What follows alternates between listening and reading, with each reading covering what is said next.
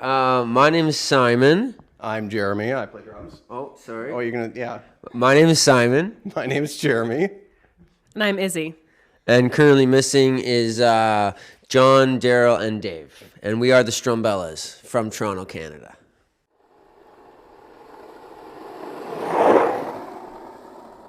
Just so interesting, just especially coming from Canada where everything is so kind of new and modern, like the buildings, and just coming to a place like this, it's very interesting to just see all the old buildings and just knowing how much history is come out of this country. It's like, it's a huge highlight for me personally to come and see it.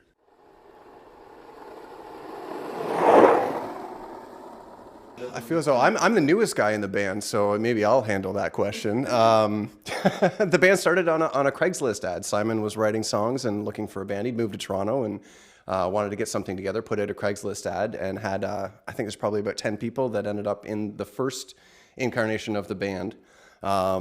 Just over time, some people came, some people went, and then finally solidified on the 6 members that we have now. And yeah, was it 2008? Was it, or even before that? December of 2008 that they started. And I joined, I guess most importantly, I joined in December of 2010. So the band had started and they needed to take it to the next level, and that's when they brought me on.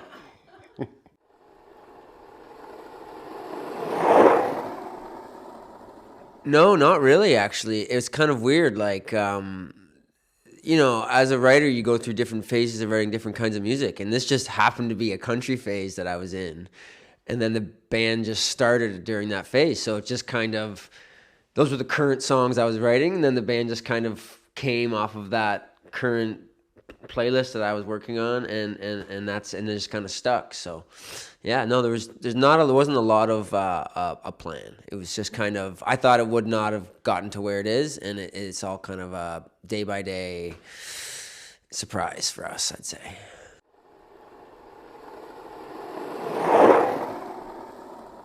No, I'd say the first year was playing farmers markets for free.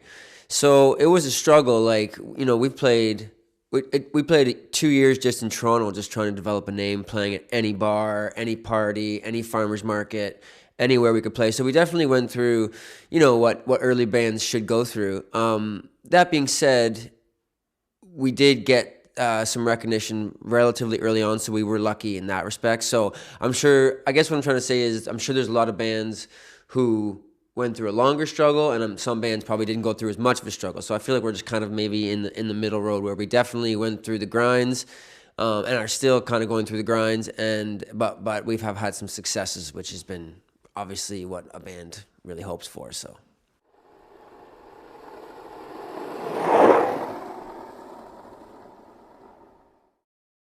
Yeah, so we started off as really folky and bluegrass. So our first EP, prior to Jahre, our drummer being in the band, had no drums. So that was like our folkiest album. And then over time, we've sort of evolved and gotten a little rockier and poppier and added drums and then added some other elements. So I think it's been a natural evolution in that it makes sense how we got from our first EP to our new single. But it's definitely, we're evolving and experimenting with new sounds, and we've like put some new synthesizers on our new record, and it's definitely like poppier and rockier than our first album, which is really quite folky. We're making our way to electronic dance music. All right, that's the end goal. You know, 10 albums later will be just straight electronic dance music. Yeah.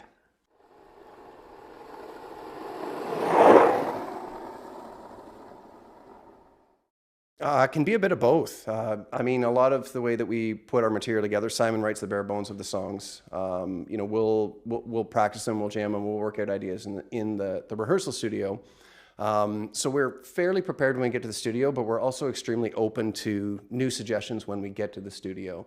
You know, we'll record what we have, the basic idea that we've worked out in the jam space, and then from there you listen back and you know, what does this song need? What is going on? Is it too much? And then trying to find some balance there. So it's not like everything is set in stone going into the studio.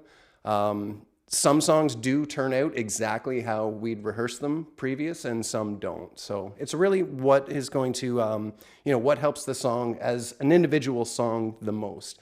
We're not necessarily thinking the whole album's got to conform to this one narrative. It's, what's best for the song at that moment. So a lot of development in the studio as well.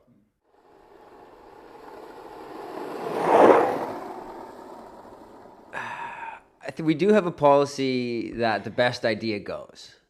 I am the biggest jerk in the studio, and I'm kind of like a baby, a kid. I get my way a lot, so I'll admit that. But in my head, the best idea should always go. Yeah. No matter what happens, it's the best idea. We try to function as a democracy. It doesn't always work out that way, but usually the idea with the most votes wins. Or the best idea, the people that agree is the best idea. In theory. In theory. or whoever cries the most. Yeah.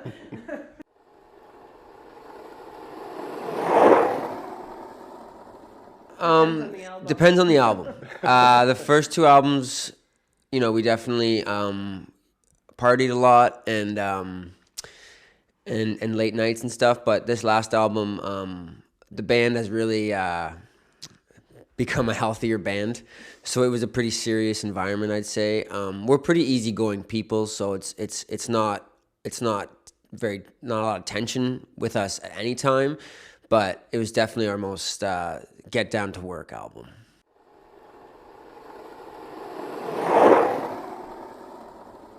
That was Simon writing a song using the word cholera, which is not pronounced cholera, but it worked in the context of the song for syllabically, as Simon likes to say. However, with a PhD English student in the band, Dave, our keyboard player, he just wasn't able to accept using the pronunciation of the word as such. So there was a lot of debate over whether or not we were going to allow a word like that to be used in the song. Not pronouncing it properly. And there was a bit of an internal debate in the band. Some people thought, such as myself, that artistic freedoms should trump pronunciation of words. However, in this particular case, Dave, again, in the context of the best idea, kind of whatever suits the song the best will win. So Dave came up with the love at the end of an era as opposed to love in the time of cholera. The best revenge, though, I get is that we'll play a lot of shows, and then there'll always be like 3 or 4 fans who are like, "We still love the cholera, Simon," and I'm like, "Yeah, eat it, Dave."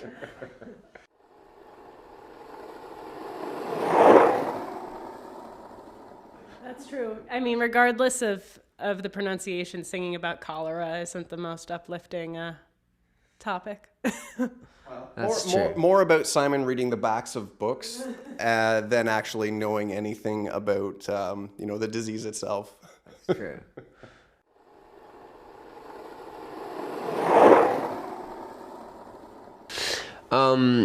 So Did I Die was I don't even know, actually. It's just one of those things that you kind of write that day of and you kind of forget what it's about. And I think it was just more so just a play on words, really. I just thought it sounded really cool, and it goes a lot with the theme of our music about death, and I have a kind of an unhealthy obsession with death, and so it just seemed to kind of fit the music.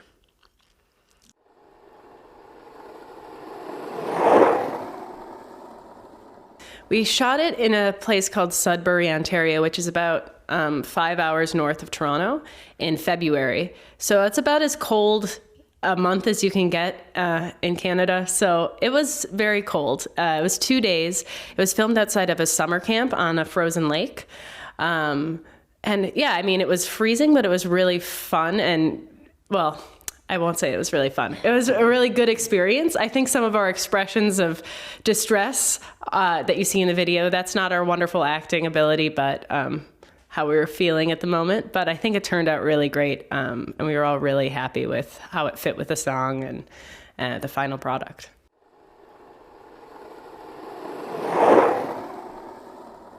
Sailing doesn't actually mean sailing, so that's probably part of it. It's not sailing. on a water. Then what is it about? I can't. It's one of those things that I just kind of. I don't want to say. It's just something, it means something else, but I just leave it at that. Yeah, I think one of the things that we love when people listen is like the songs mean something different to everyone, and they have an interpretation and apply it to their life, and we love that. So Simon likes to keep his unique, whatever goes on in the magical world of Simon's head, private sometimes. Sorry.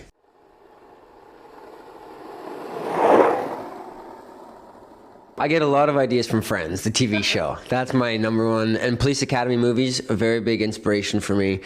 But to be honest, I don't think there's nothing to it. It's just like, there's no, the same as everybody. You get thoughts in your head, and I just happen to put them down on paper and put them in a song, and other people keep them in their head or write them in different ways. So it's no different than anybody's brain. I don't think everybody has ideas and things, and some people just say them and some people don't say them. So I think we're all the same in that respect. So there's nothing special about it, to be honest.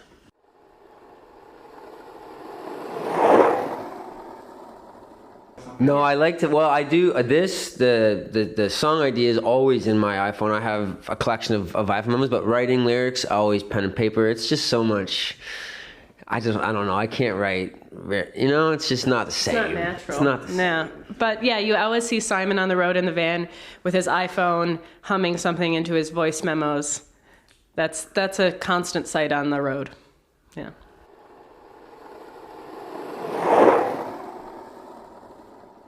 I love the beach. I love the ocean. Once I make my first million, I'm going to travel every January 1st to March 1st to an exotic location, because I love the ocean. It's my favorite thing to do, to watch the ocean. So I'm not a winter guy personally. I mean, you guys can speak for yourselves. No, not at all. No. I think we love to hate the winter. I think that's more Canadian than loving the winter. If you want to go to Canada and just get that beautiful winter experience, December. It's just great because, it's Christmas time. It's really, the snow's just coming. It's kind of warm still. Like, that's beautiful winter. Like I'll vouch for that. But January and February are just dreary, dreary months, I find, in Canada. They're just cold and dark, and the spirit of Christmas is gone. So you don't have that going for you. And then, but December is beautiful.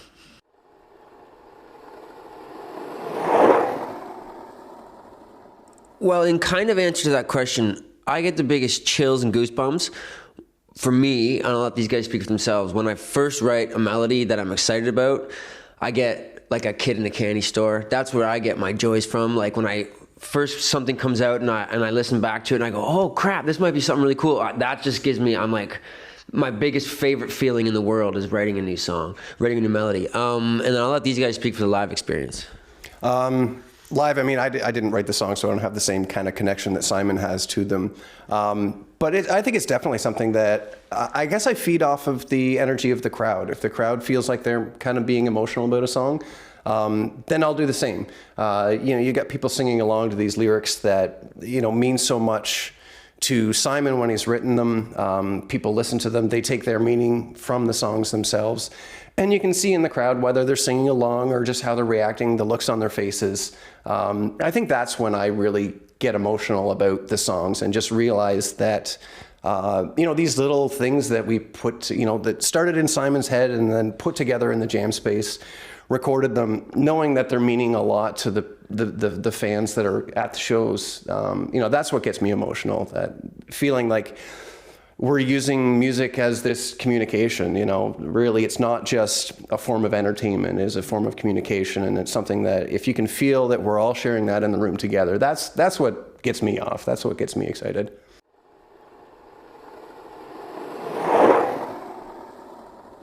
It could be. It's all different every time. It could be like the first song, everybody's right into it and everybody's singing along, and that's like magical.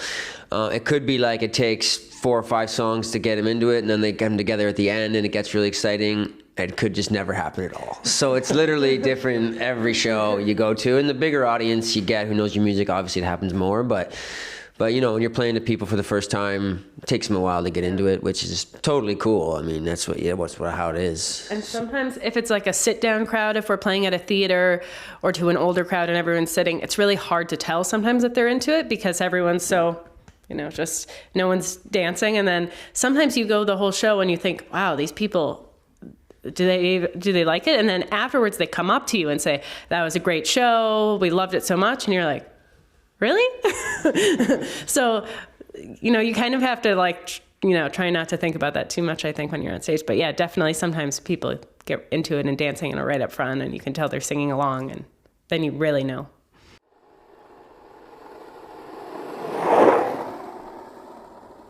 Worst show ever.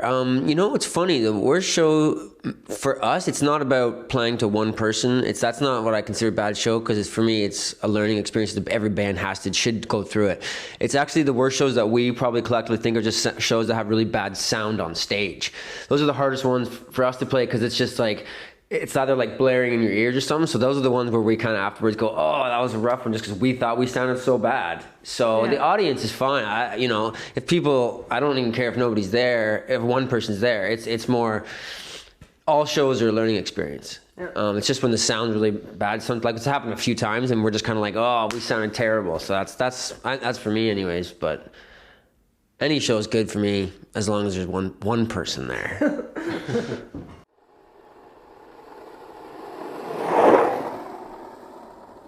I back in Toronto, I work with two Germans, and I tried to get them to teach me some words like the "thank you, you're a wonderful crowd." But every time I said something, they just laughed at me. So I'm still practicing, but we'll get a few phrases to, you know, say thank you for coming. And she said, my coworker said, "That's perfect. They'll think you're hilarious." So. And I was thinking about like getting a song and adding a lyric that's German, but you know how when you go from language to language, it just kind of sounds different and like that it's just time different and stuff. So I tried, but I struggled with that. So we'll probably just say it in English, to be honest.